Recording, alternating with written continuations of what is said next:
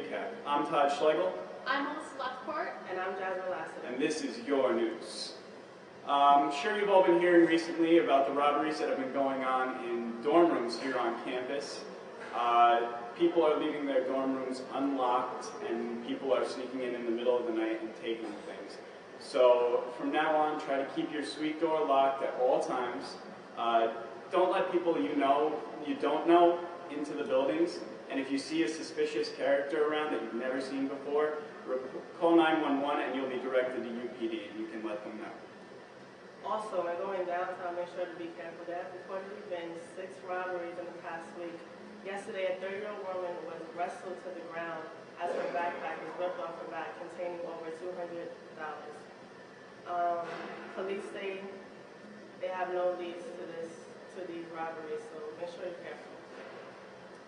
So Governor Patterson, the governor of our wonderful state, New York State, has announced that the state of New York faces a $1.7 billion budget deficit and a $13.3 billion shortfall for the fiscal year beginning in April 1st, 2008.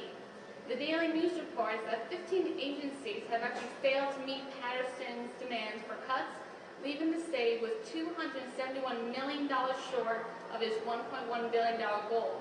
However, Jeffrey Gordon, Patterson's budget spokesman, argues that most agencies actually met or exceeded the target. Staying with a little political news, the Senate runoff elections in Georgia are finally over.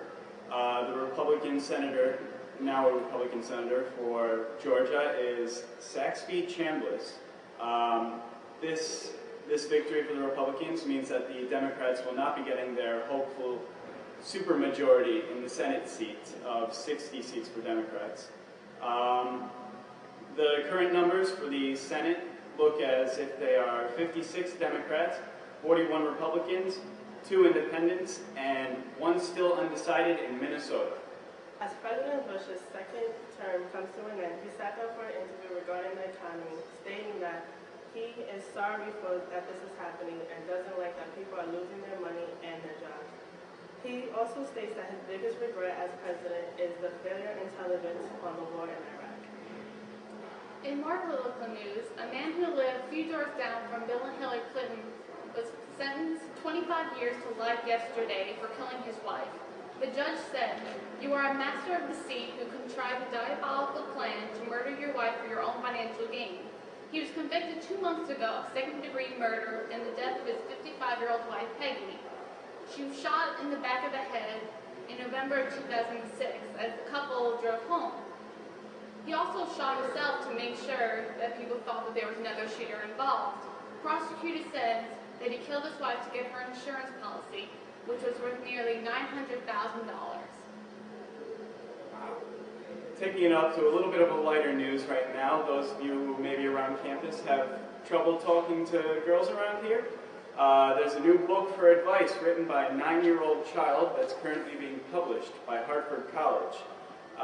The child gives many pieces of advice, such as don't be a show-off, don't draw too much attention to yourself, and try to be the smartest guy in class. He's based all his observations off all his data off of observations that he's made on the playground at school.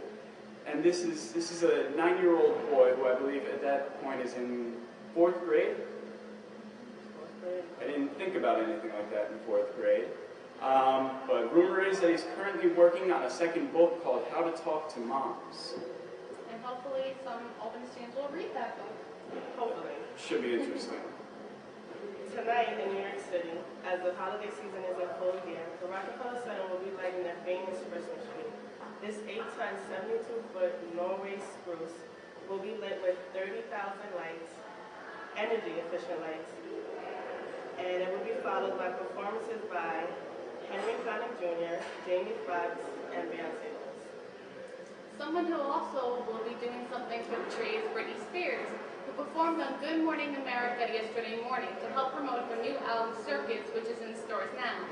In front of thousands of streaming fans, she performed 2 songs, Circus, the title track, and her #1 single, Womanizer. She also announced that there will be a tour kicking off in March of 2009, and will start in her home state of Louisiana, more specifically in the town of New Orleans. Her sons and her mom cheered her on as she performed for a crowd of crazed fans. And she also got to celebrate her 27th birthday yesterday with the crew of Good Morning America. She's 27 already. There she is. Wow. 10 years in the business. Wow. But that means she started when she was around 15 or 16. Wow. Coming back towards campus news right now, we have UAlbany sports coming up this weekend on Saturday. UAlbany football will take on Jacksonville in its 2008 Gridiron Classic.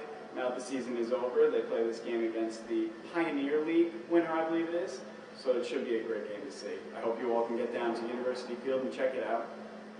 We have UAlbany men's basketball in action also on Saturday after the football game. The UAlbany basketball team on a 5-game winning streak takes on crosstown rival Siena College. The location of the game is at the Times Union Center, and you can buy your tickets at Copies Plus, and we hope to see you at that game. It should be great. One last thing going on is on Friday, UAlbany volleyball will take on Stanford University in the first round of the NCAA tournament at 7 o'clock p.m. in Stanford. We wish them the best of luck and hope they come out with a win. So in more campus news, some people have heard about the plans to make a new campus center, and the rumors are true. At last night's SA town hall meeting, a couple of people came to talk to the student groups about some of their ideas for the new campus center.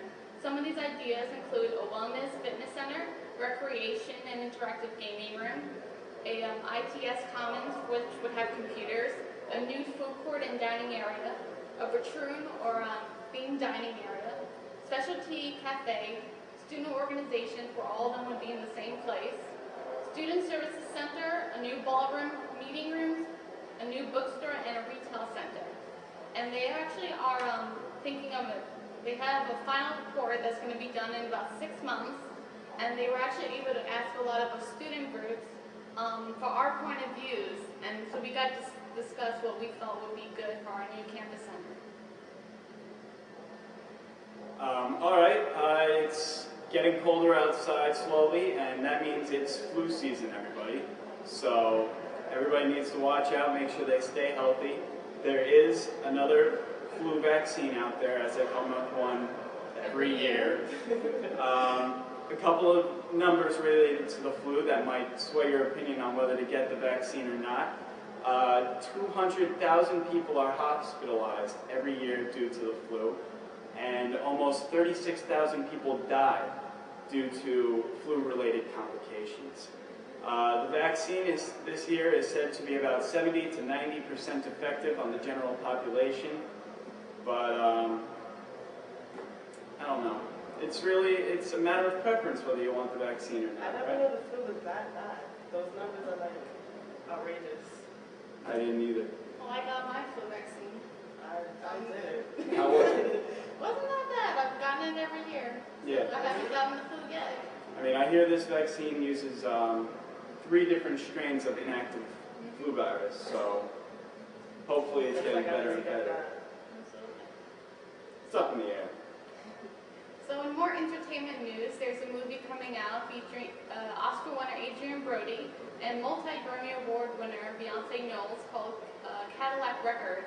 And it basically tells a tale of a record label that helped launch the careers of Etta James and other famous singers. Just a little side note, coming up tomorrow morning on Wake Up Albany, Serendipity will be joining our hosts to promote their upcoming show. Serendipity, if you don't know, is the all-female a cappella group on campus. And I don't know if you've heard any of their songs, but they're rather amazing, I think would be the word. Yeah, they're really good. They also play at Acapella Fest, which is sponsored by Middle Earth. And don't the Earth Tones do that too? Yes, they do, and some other groups from RPI come and perform too. And all of the money that's made goes to a scholarship. So you can check that out next spring. Okay. I guess that's all the time that we've got for today. So I'm Todd Schlegel, I'm Melissa Lefcourt. And I'm Jonathan Lassiter. and this has been your news.